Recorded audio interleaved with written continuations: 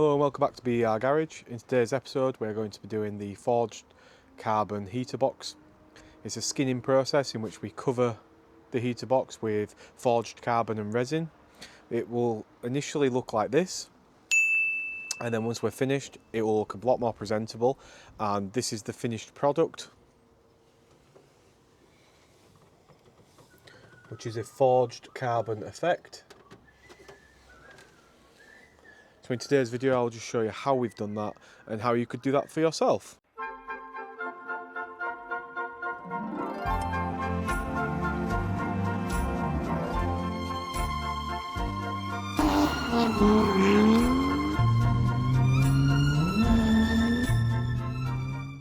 So here I'm providing a small snapshot of the process. First I've put on some black resin, I've then put the carbon offcuts on top, I have then used the clear resin to go over the top of that, and I've used a brush to apply it, and the video on the left is what the resin looks like as it dries. I've then got a little snapshot of the finished product before sanding.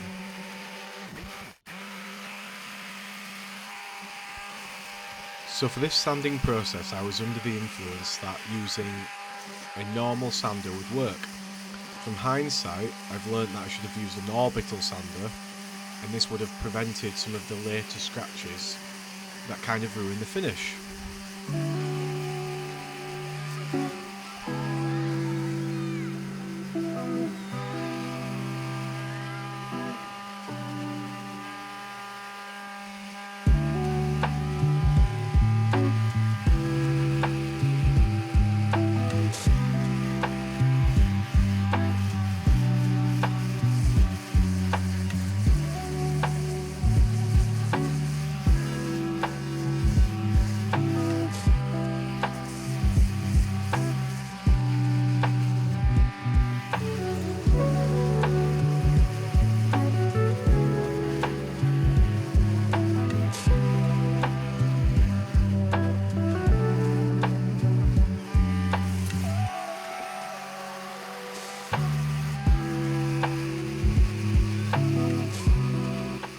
The aim of the sanding here is just to make everything perfectly flat. It's not to take anything down too much, but just to make the surface flat for the second coat of resin.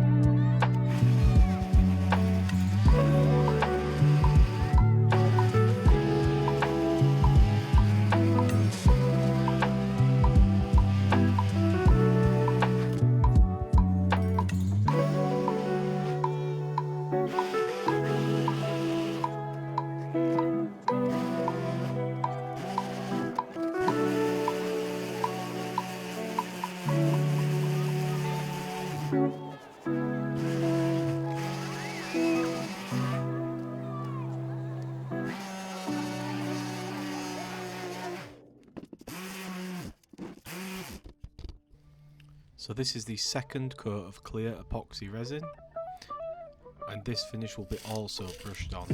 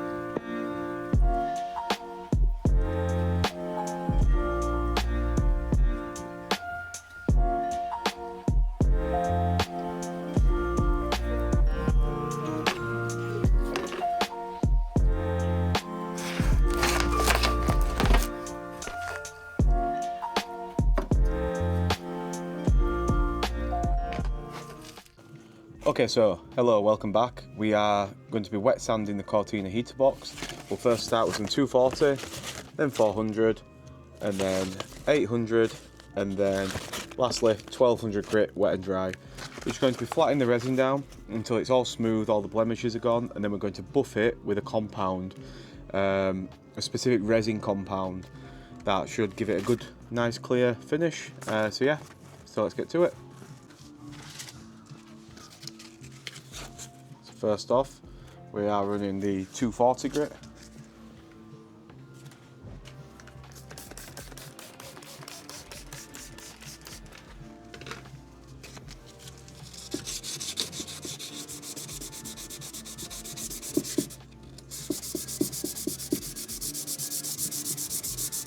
So what we're making sure that we do when we do this is we're just taking any scratches out of the resin, and just to give it that nice flat base coat.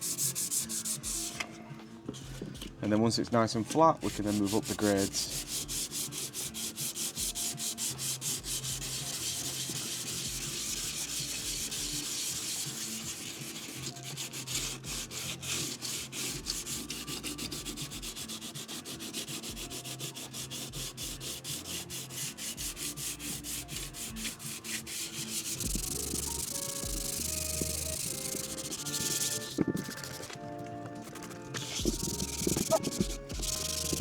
I'm not overly concerned about fingermarks. This is never going to be a perfect piece anyway. With this piece being over 40 years old, I would never expect anything special.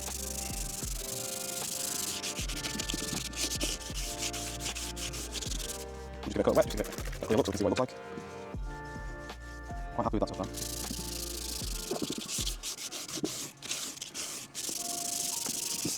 Okay, so we'll move on now to the front section.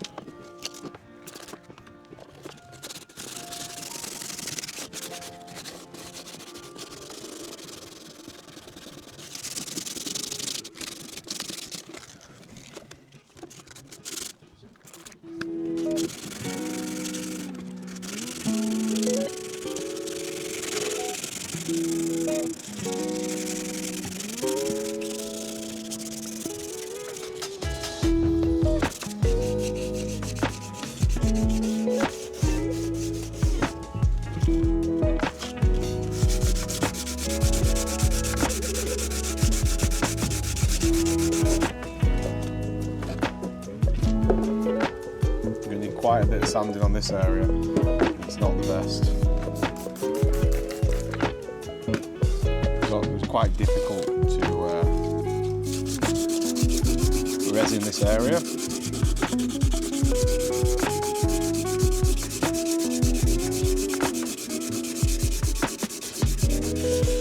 It really is for using a block.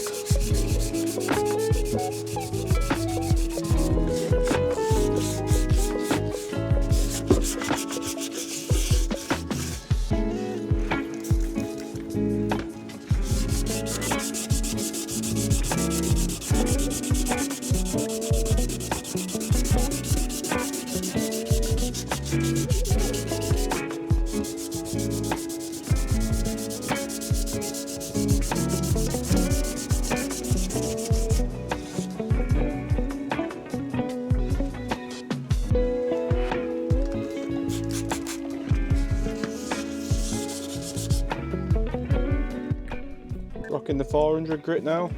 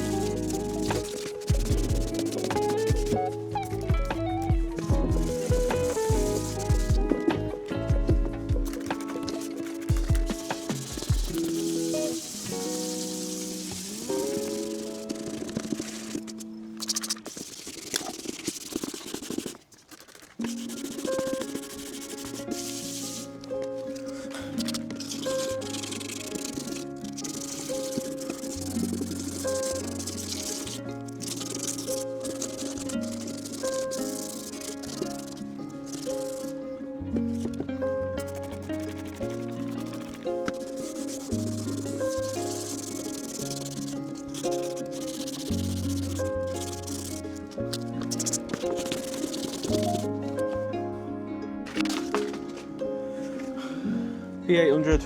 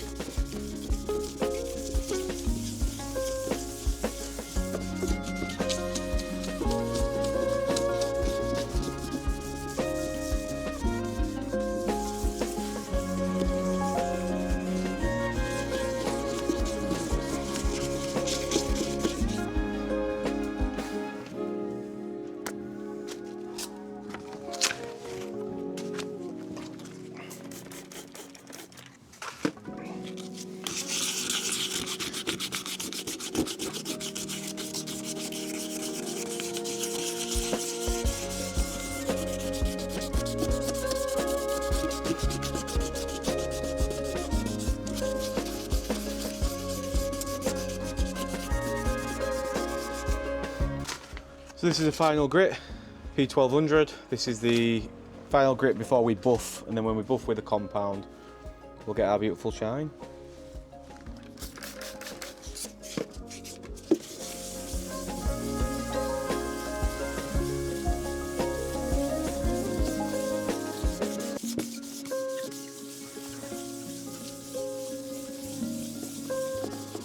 So really this is the most important, because this is our final grit to get all the scratches out. It's our last one.